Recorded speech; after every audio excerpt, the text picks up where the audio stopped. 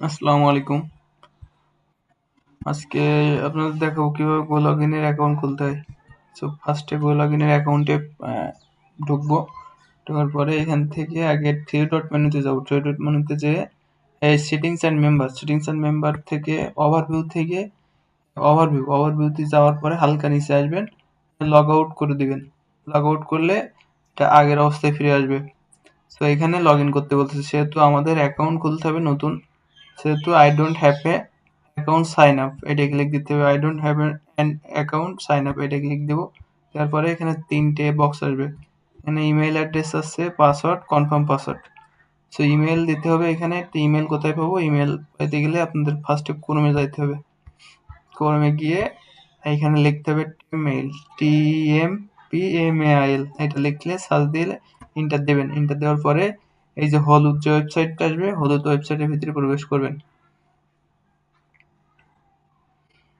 তো এখানে কিছু সেকেন্ড লোড নেবেন। লোড নেওয়ার পরে অটোমেটিকলি এই ওয়েবসাইটে ঢুকে যাবে।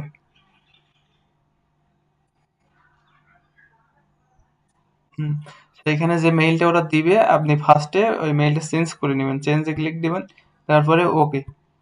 চেঞ্জে ক্লিক দেওয়ার পরে ওকে ক্লিক দিলে অন্য একটা মেইল দিবে ওরা।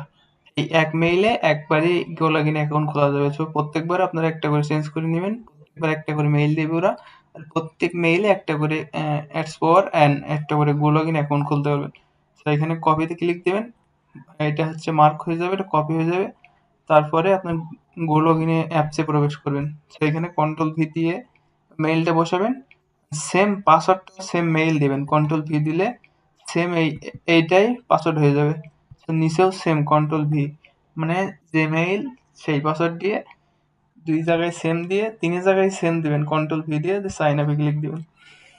তো দেওয়ার পরে সবগুলো লেখাগুলো সব উপরেরটা ক্লিক দিবেন, প্রথমটাই।